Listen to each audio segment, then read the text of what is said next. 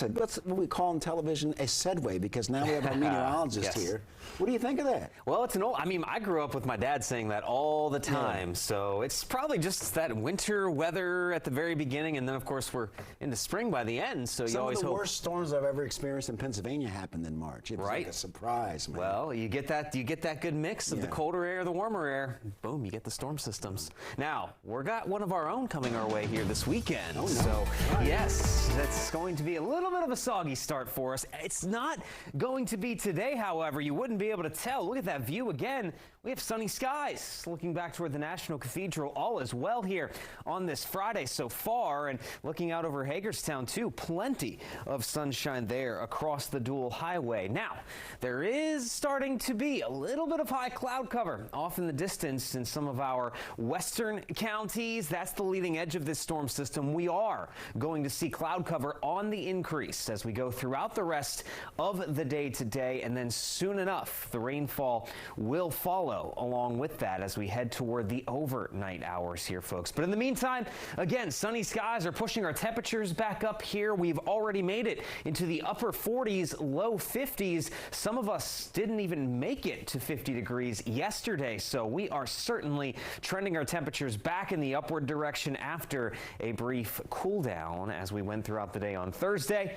We're running about 5 to 10 degrees warmer. That's the pace anyway, heading into the afternoon compared to this time yesterday. And here's a good look. As far as the wind is concerned, it's a little bit breezy in a few locations. 10 to 12 mile per hour winds common out there, but look at the wind direction today, folks. That's what's making the difference. It's more out of the southeast, and that southerly component of the wind is pushing in somewhat warmer air from the south, and that's going to help to bring those temperatures up a little more so. But what stops the rise in temperatures here is when the clouds start to roll in and limit the sunshine. We're noticing that happening out across the Allegheny front. Soon enough, we'll see those clouds across D.C., the I-95 corridor, and precipitation is already looming on the horizon to the south and west, and that is the precipitation that will be arriving here later on tonight. Let's check it out. Again, this is 2 p.m. this afternoon. Still plenty of sunshine. We'll have some high clouds, though, spreading out west of I-81.